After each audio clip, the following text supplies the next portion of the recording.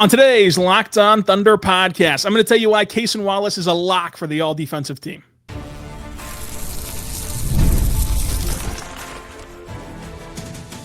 You are Locked On Thunder, your daily Oklahoma City Thunder podcast. Part of the Locked On Podcast Network, your team every day.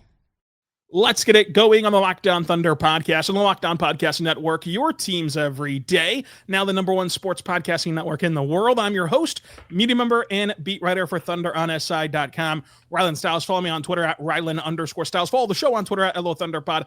On today's show, we're diving into our confidence level in the following statements, looking at Cason Wallace being a lock for the all-defensive team, SGA putting himself together another impressive MVP campaign, Chet Holmgren's offense, and more. Today's show brought to you by Game Time. Go download the Game Time app, create your account, and use code LOCKEDONNBA for $20 off your first purchase. We're joined today by Michael Martin at Michael on Sports across social media. Let's Talk Thunder on YouTube. Michael, how you feeling today as we near the middle of November?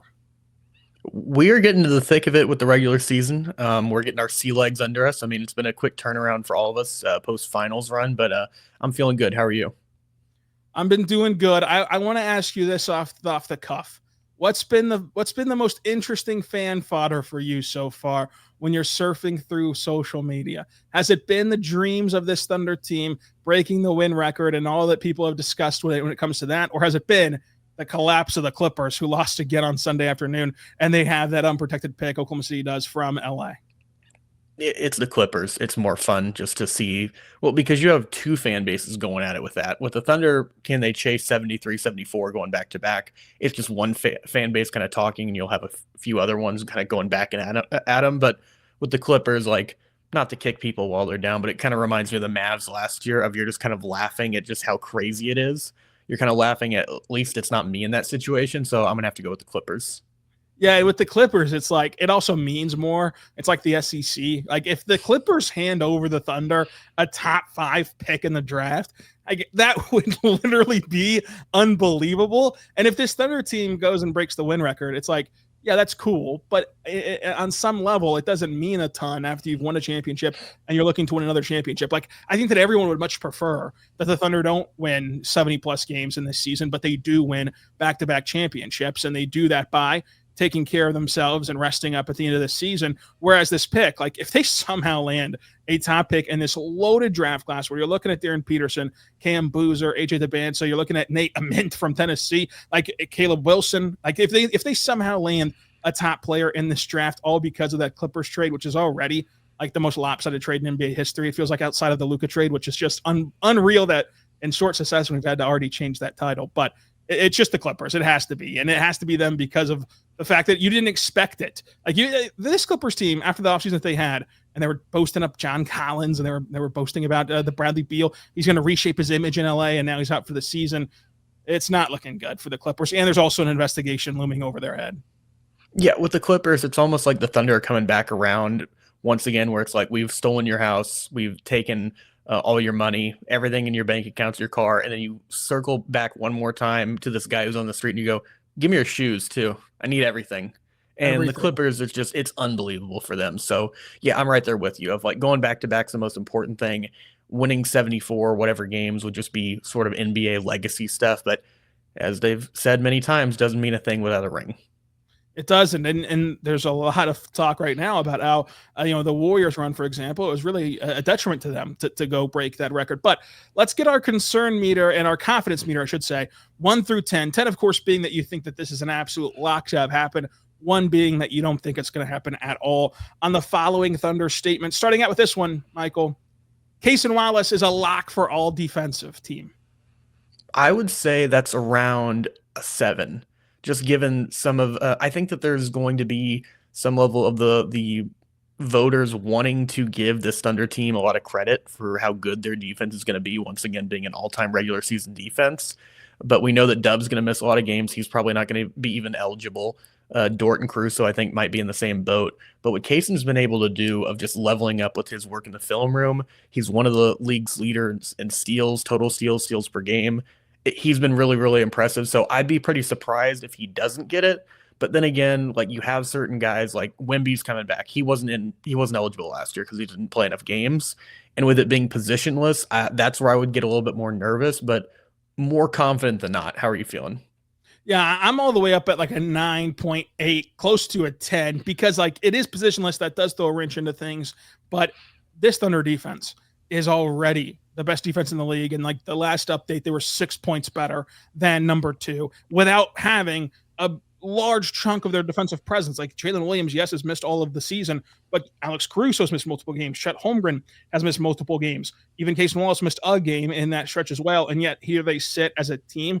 Cason is obviously leading the league in steals right now. And this point of the season already, he's already at 6 games of 3 or more steals in a single contest. That trend, I think, is going to continue. And you've seen him now have to take on the likes of Luka and Steph and do it by himself. Lou Dort's missed a ton of games. When you get to the end of it, coming into the season, we were talking about this team splitting votes from one another and how that could hurt his case. I think that it arguably hurt his case last year from all the ways that they split votes and the fact that like you just couldn't keep putting Thunder guys on the list last year. With this season, I don't expect Alex Caruso to be eligible for this, frankly. Like he's questionable this on Monday with a right hand soreness injury. So I don't expect him to like be gun ho about making all defensive team, and they want to save him for the playoffs. I don't expect J-Dub to be eligible for these awards. And you look at Chet and Lou already missing some time. I think that Cason has had a great start to this season, obviously a great impact on that end of the floor, and that he's going to be the guy who gets in. And he might not be the only guy who gets in the all-defensive conversation for OKC and makes the team, but he'll be one of them for sure. Yeah, all defense is weird. We've talked about this before of like it's kind of like how the Heisman used to be when we were growing up of like you have to put together a year before that kind of qualifies you in the race for the next year. And all defense is one of those things that's sort of hard for the voters, I think at least, because I don't think that they're watching all the games.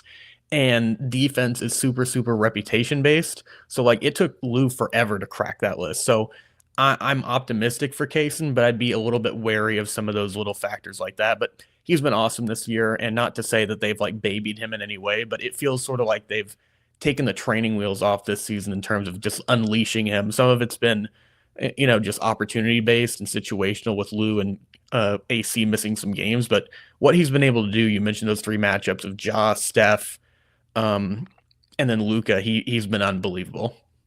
To book in this segment before we get into more Thunder topics, I want to throw this one at you because it ties to our first question about the fanfare on social media. The Clippers.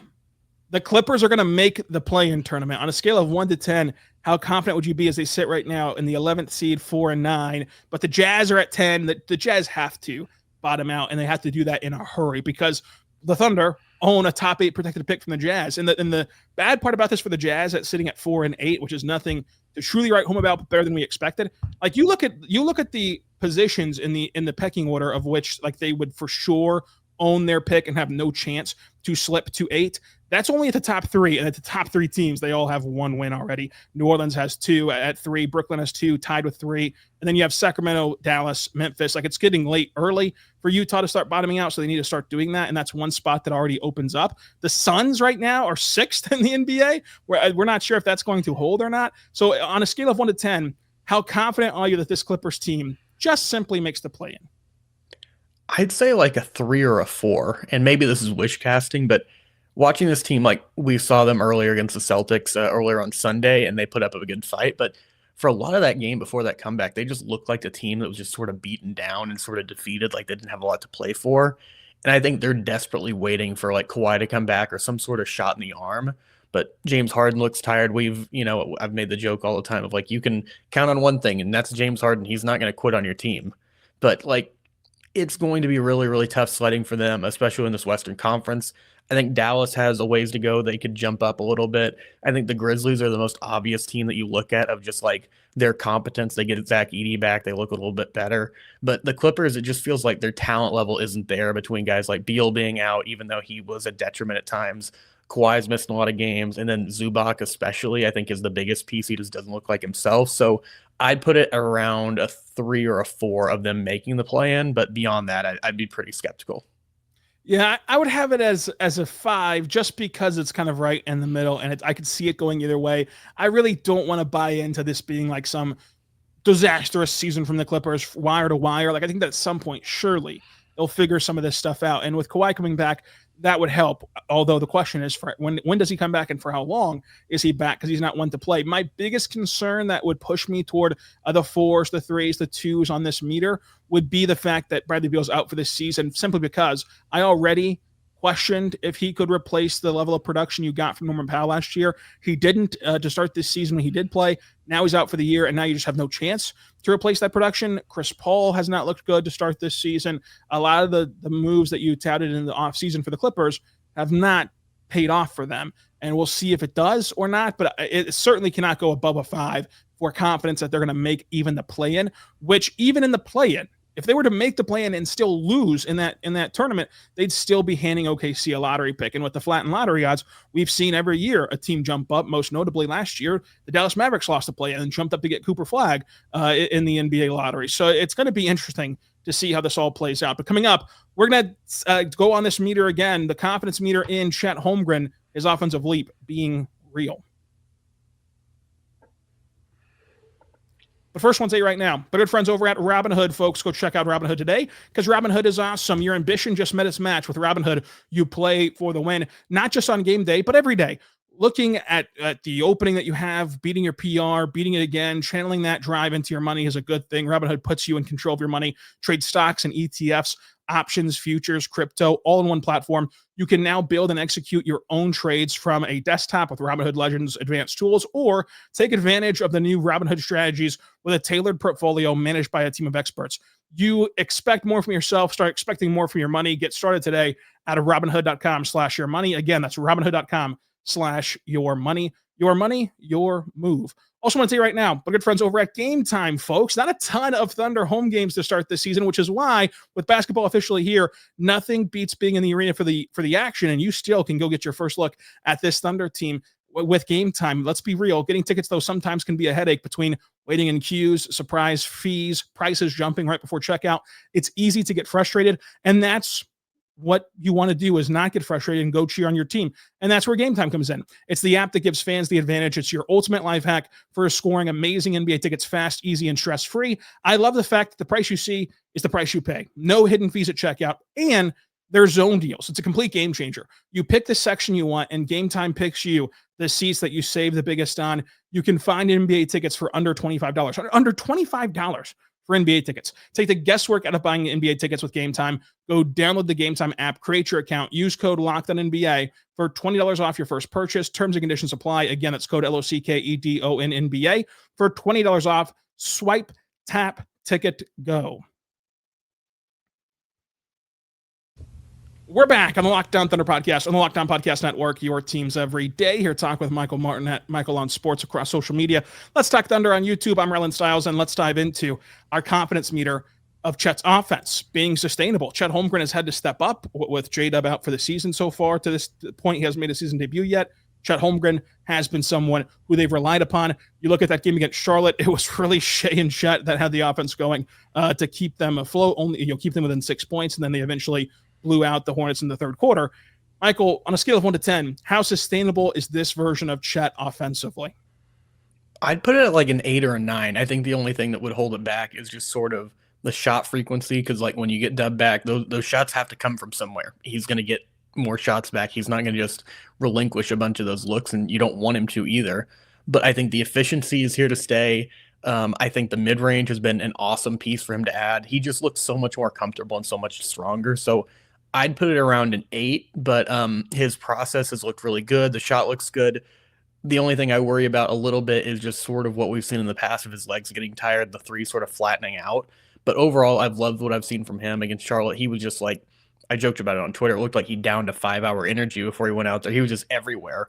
But I've loved his energy, and I've loved the shots he's getting to. And it's been really fun to see him sort of explore more of this space with Dub out.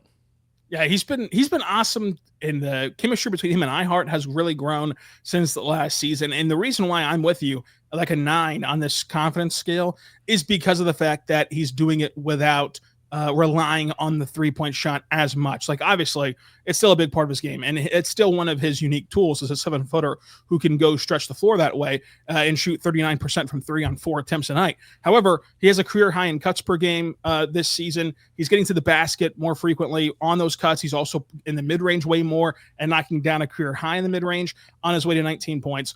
8 rebounds, 1 assist. I think that his partnership with SGA has only grown as well because now instead of just kind of lingering around that 3-point line and being a pick and pop guy, he's making himself available to Shai on these drives as a dump off option. And that's something that he can do with Jalen Williams as well once Jalen Williams comes back. So it's not as though like they're letting the entire offense flow through Chet in a way that they cannot do when J-Dub returns. He's still playing this play finishing role for this team. He's just doing it on different areas of the floor. He's doing it by sealing off guards in the post and getting it done in the mid-range. He's doing it by cutting to the rim, rolling to the rim, and being a dump-off option there. And then, of course, he's able to knock down the 3 as well. And he's also playing well off the catch this season. And you see that time and time again, people are trying to run him off that line from 3 and attacking him hard on closeouts, and he can take one dribble in, hit that mid-range jumper. He can get all the way to the basket in one dribble. Like, he's just been on a different level offensively. Yes, he's always been a guy who's better with rest, as you mentioned. His shot does look like it has more arc this season than in years past, but you still have to monitor that moving forward of like, what does it look like as we get deeper into this season? But because he's not so reliant on like a boom or bust factor from 3, and he's getting it done in multiple ways offensively now, even that concern is pushed down the order for me a little bit for Chet. So I'm like all in on this Chet progression on the offensive end. Yeah, I think you put it the best way possible of just like he just makes himself more available. He's not just standing in the corner, which I don't think he did a ton of, but he's just more active. He's cutting more, like you mentioned, most of his career. He's getting to the line more. I think that's been a really big thing for him. He looks more comfortable dribbling and handling the ball. The turnovers are still a little bit high for my taste, but I think that's fine at this point in the season. It'll hopefully iron itself out. But overall, I love what I've seen from him finishing. You mentioned the iHeart pairing. That looks way, way more comfortable from both guys, whoever's handling the ball. And then the mid-range, I think, is the biggest thing right now of it's not either catch and shoot 3 or dunk. He's got some in-between game to him now, and that makes him just a whole nother dimension harder for these guys to guard. And then I really liked what you mentioned about him punishing sort of smaller guards and sealing guys off, because that's been a big thing, because if other teams aren't going to match them for size and going double big, he's more than likely going to get a guard or a wing on him. So you've got to be able to capitalize on those matchups, shoot over guys, post them up, and do whatever. But overall, very confident about Chet. Yeah, and with Chet, I just think that he's been a great addition. And you mentioned the high turnovers. I agree. His handle, it's not a concern, but his handle has to get a little bit crisper. It's made some steps in the right direction, but it can stand to get a little bit better. But also his playmaking opportunities can now open up for him as a guy who's not the level of passer that iHeart is or even Jay Will is, but he is capable as a 7-footer of when guys run him off the line to, if he can start collapsing the defenses because of that mid-range shot and because of the rim, he can make that next read and get the ball to the next guy and have a wide open shot for this team. I want to see that continue to happen for this offense, but I do believe that Chet is where he needs to be offensively, especially once this team returns. And speaking of once this team returns to health, and this is kind of why I've let the expectations build on this Thunder roster, because we talk about how J-Dub coming back will not detract from Chet. I don't believe that J-Dub coming back will detract from AJay Mitchell. In fact, AJay Mitchell gets better when J-Dub is on the floor. Michael, how are you going to rate this one? I'll say I'll go a bit lower. I'll probably go to 4. I think it detracts from some of the numbers just because, like what I mentioned with Chet, of like those shots have to come from somewhere. But I think the efficiency will remain. But I think that it'll make it easier on him. But at the same time, I think AJ's at his best with the ball. But I think those two will complement each other well. But I'm a little bit lower than I think you are of just like guaranteed it'll make him better. I think overall in the large scale of things, it'll be best for the team to have both those guys out there. And it's good that AJ's had these extra reps. But I think that AJ still at his best really, really needs the ball in his hands. He can play off the ball. And I think Dub takes a little bit away from that. But I don't want to sound too negative, but I'm a little bit less optimistic of him sort of maintaining form of the numbers we've seen. Yeah, and I think that this is more so better in the eye of the beholder. Like, is it going to be better individually, where right now he's averaging 16.7 points per game with 4 rebounds and 4 assists per game, and he's been a great defensive playmaker as well in the passing lanes, but that doesn't really matter for this conversation right now. I think that he'll get better from the sense of elevating the team's offense as a guy who right now, as a point of contention with him playing with Shai, like Shai is deferring at times and letting AJ be the guy who brings the ball up, who sets the table, who finds Shai already in advantageous situations. And J-Dub has been used to playing that way off of Shai, and now can play that way more consistently off of AJ. And so AJ can set the table for J-Dub at times. J-Dub, of course, will still need the ball in his hands and still need to dominate the basketball in a lot of those secondary units. But then that lets AJ shine with his catch and shoot threes, which they're not hitting at the same clip presently that they did a year ago, that they did in summer league, that they did in his college career. But I think that that's still a part of his game. I think that's still going to be an asset for him. So like for me, when J-Dub comes back, he'll still set the table for J-Dub at times like he does for Shai. He'll get easy buckets, and I think that'll rise his catch and shoot and three-point numbers overall. He's right now from a 38% shooter last year to a 34% shooter from three this year. I think that will start to climb once that J-Dub returns. And then if you play them all three together, you now go from a team who last year really labored at times in the half-court offense to a half-court offense that's really, really good. And I think that the defensive prowess of J-Dub can let that happen to where if you can play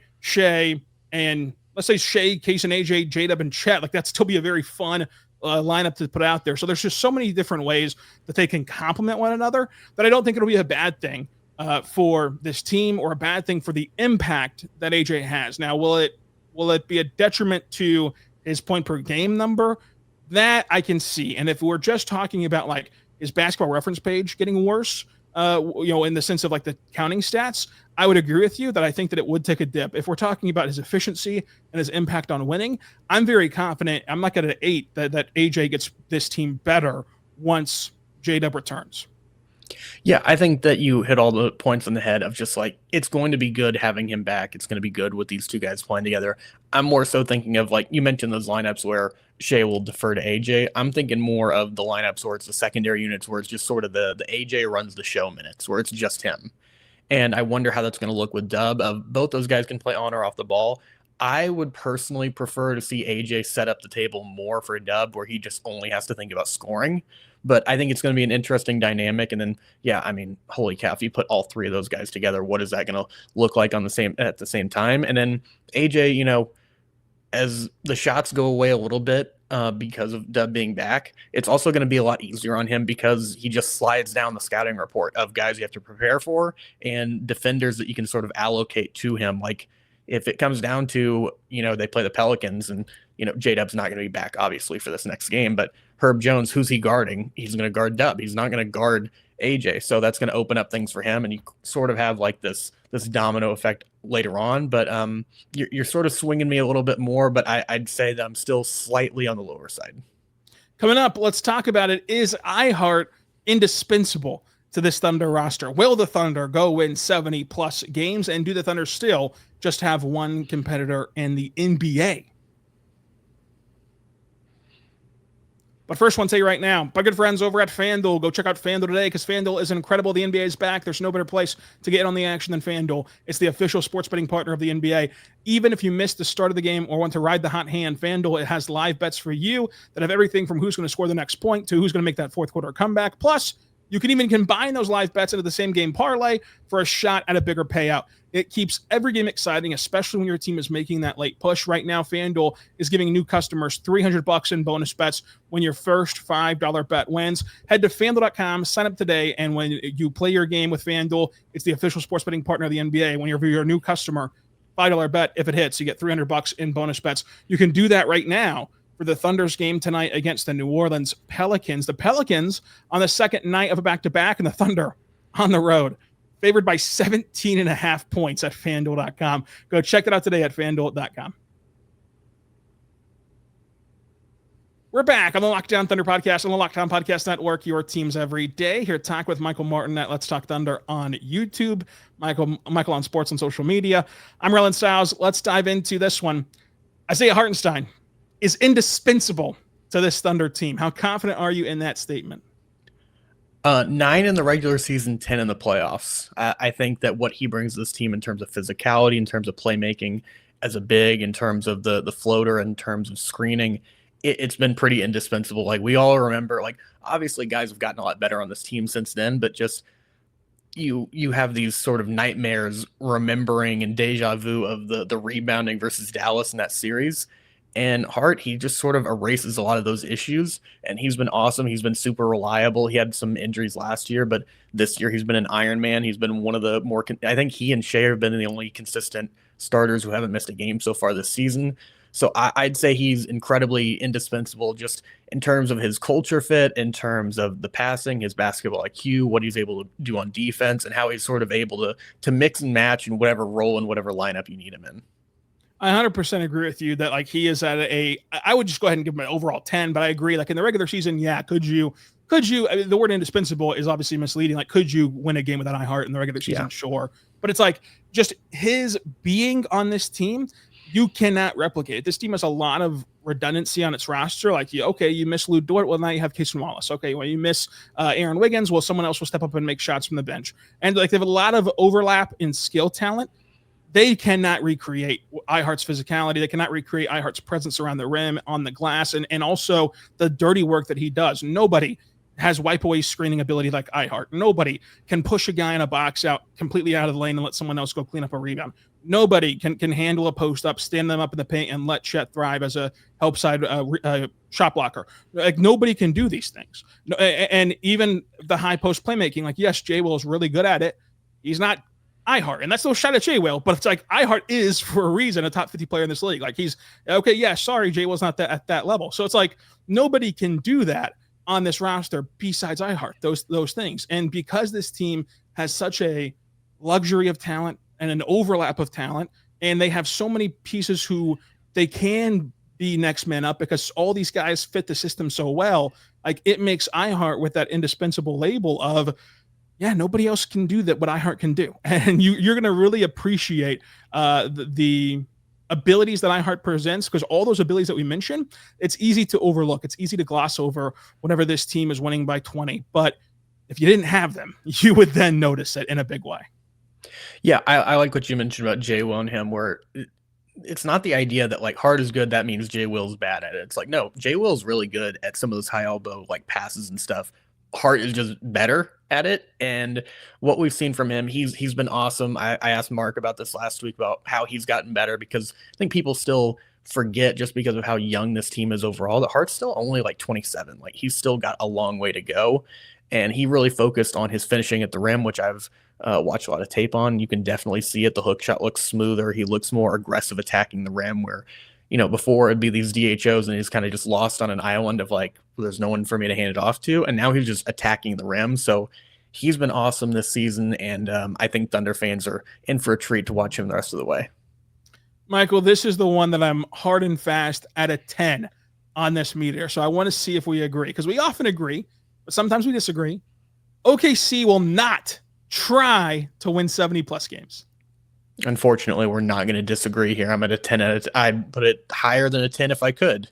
I think that, they're going to, it's all the cliches, it's all the puns intended with this team of like, they're going to take it one day at a time. They're going to stack days. They're going to be 0-0 mindset. I don't think they're chasing it. I think that it's just one of those things where if it comes, it comes, if they can win 70-ish games, but I think that they're going to keep the big picture of things in mind. I think that they know, just looking at those Warriors and teams and how much that took out of them, and just overall what their bigger picture goals are. Because realistically, Rylan, if they wanted to, they could have chased 70 wins last year at the end of the season, but they rested all those guys towards the end against teams like the Pelicans and other teams. So this is not like new territory for them. So if they sort of come upon it where they just win enough games to get there, then sure. But I don't think they're going to be like the Warriors back in the day, where they're playing their main guys 30 plus minutes against Memphis in the last game of the regular season to try to chase 73. Yeah, I'm glad that you referenced last year, because the reason I'm so confident in this, I'm at a 10 out of 10, and I could not be swayed. And if you would have disagreed, would have had a huge bonus pod debate about this, because we're running late. But it's because of last year, and actions speak louder than words. But whenever the actions reflect the words, then it's even stronger. It's like, you look at what they did last year. We asked them from the time that the All-Star break happened until the end of the season. You look at Cleveland, Mark, have you seen the standings, Mark? Are you guys worried about being the number one seed, Mark? Like, have you seen what Cleveland's doing, Mark? And he remained consistent the entire way of, we're not worried about the number one overall seed in the NBA. We're worried about a team that gets fresh and a team that is healthy moving into the playoffs and is as solid as you can be in the postseason. And that was last year when that team had championship aspirations and didn't for sure have the number one seed throughout the home court advantage throughout the whole postseason. They still didn't care. So much so that whenever after that All-Star break, when they played the scrappy Portland Trailblazers, who were making some noise at that time, they sat so many guys, they got investigated by Adam Silver of how many guys that they sat because they just did not care. Now, they still won. And that's why it's phrased as though they will not try to win 70-plus games. If it happens, it happens. I don't think that they tried to win 68 games last year, which put them in rarefied air in itself. It's just that it happened. Like you cannot say that they sold out to win that Portland game. Obviously not. Jay will had a triple-double. It's like you cannot say they sold out for that win. They just happened to get it because they're the deepest, most talented team in the league.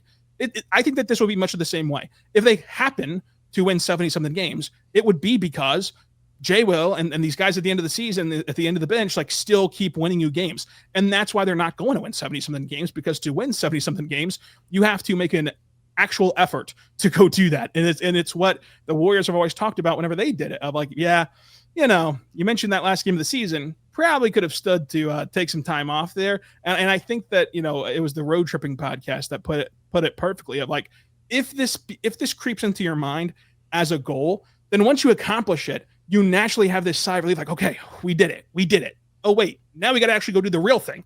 And I don't think that the Thunder want that to be like a part of their identity. So it's like, they're not going to try to do this. Now it's crazy to think that they're so good and so talented that it's not out of the question that they win 70 games and they win 2 more than last year, even while resting guys. But it's not, I don't think it's going to be anything of note once we actually get further into this season.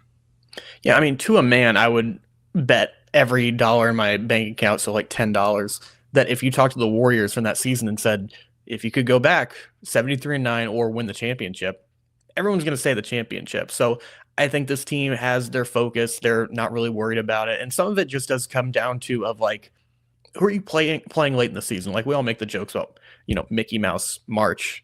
But like if they're playing some really bad teams who are tanking, who are trying to really manipulate their draft odds, and then you have AJ playing a bunch of minutes because guys like Shea and Dub are resting for the playoffs, then sure, they could accidentally sort of fall into it. I don't want to say like it's luck, because it's not, because they have to put themselves in a good position winning all these games. But I think that from the top to the bottom, the Thunder, especially coming from Sam all the way down, like they are big picture oriented. So they're not worried about winning X amount of games this season. I think that they want to get the number 1 overall seed to get home court. But beyond that, I don't think they're chasing any type of history. Yeah, and that's the thing too. Like we brought this up on Friday because it was a big talking point, about their hot start. Like, well, what could they go chase something? You also need some of that luck in the sense of the schedule makers, which is out of your control, and it happens in August before we know anything about the NBA. The Thunder's April stretch is the Lakers, the Jazz, the Lakers, the Clippers on a back-to-back, the Nuggets, and the Suns.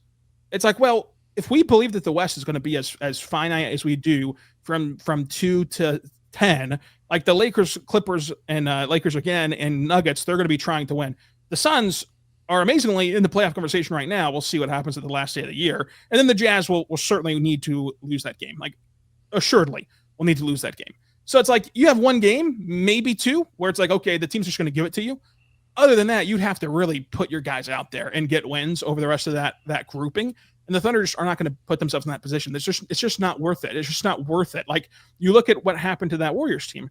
Yeah, 73 wins was awesome. Like you can't take that away from that franchise. But was it worth it? Really? Like, was it really worth it? No, of course it wasn't. So they're not going to try to get that number. Now, let's end it with this. We've seen the NBA play out. The Thunder are 14 games into their season. You and I were in agreement before the year that they have one true competitor, and that's the Denver Nuggets. Do you still believe that on a scale of 1 to 10, how confident are you after watching these first few games that the Thunder have one true competitor, and it's the Denver Nuggets? I'd say it a 9.5 to a 10. I mean, what Denver's doing, Jokic especially, he just looks like a man on a mission. It reminds me of sort of when LeBron came back in 2018, where just like he had one team in mind that he was just focused on. But Jokic has been unbelievable. We're both big Cam Johnson guys. He hasn't looked great so far, but I think we both think he's going to bounce back. Aaron Gordon's looked really sharp. Christian Brown, I'm still a big fan of. I think he's going to be a good player in this league for a while. They finally have a backup center for him. We both like David Adelman as a coach. He's done a really good job. So there are other teams that could make the Thunder sweat a little bit, but I'd be pretty surprised, other than maybe Houston, which maybe we can talk about in a little bit, if it's not Denver as the team to beat, who the Thunder, we've just talked about, they're going to have big picture. I don't think they're going to circle them on their calendar of like a team to focus, like I think Denver might be doing for the Thunder. But I think that's sort of a team that you should be keeping somewhat of a side eye on, of like a measuring stick throughout the season of seeing how they go.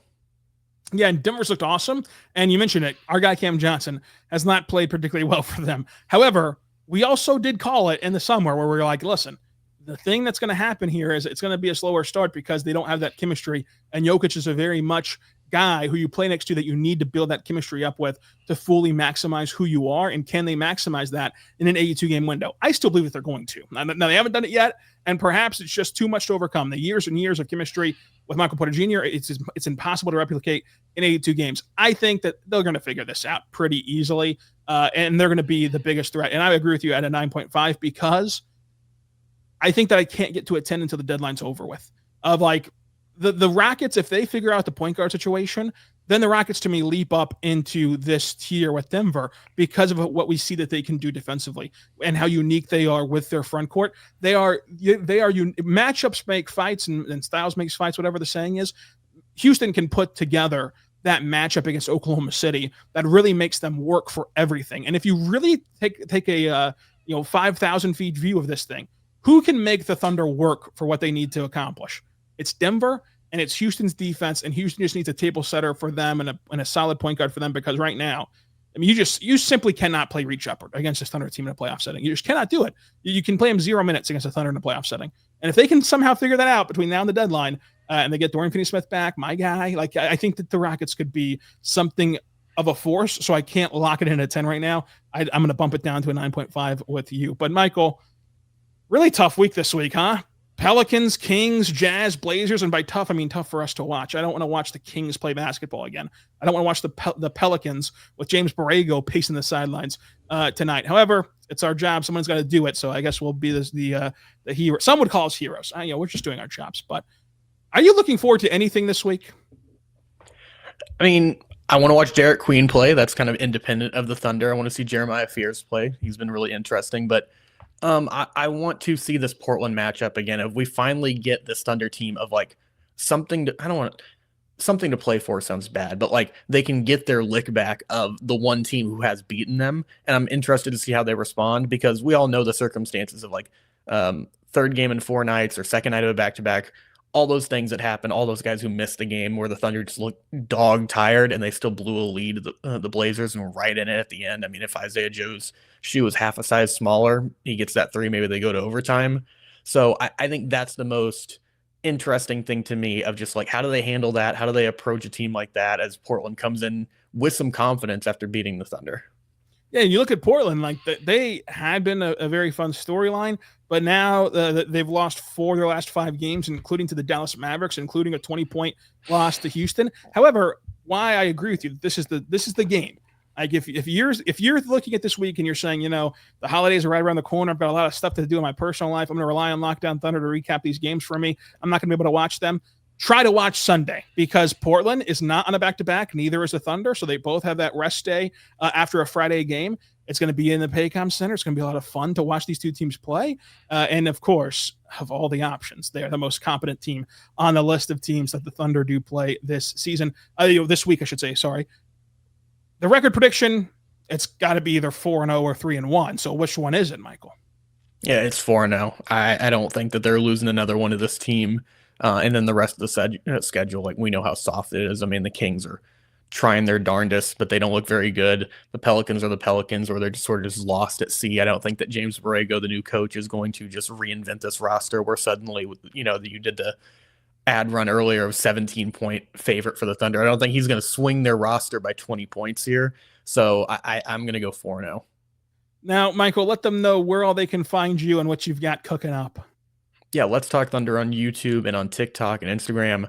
I just posted a video about AJay Mitchell being the next James Harden for the Thunder off the bench, which is doing really well. And then another video that I'm working on, which has sort of been a topic we've discussed here, is about Isaiah Hartenstein as a powerhouse playmaker, which will come out later this week that you can look forward to.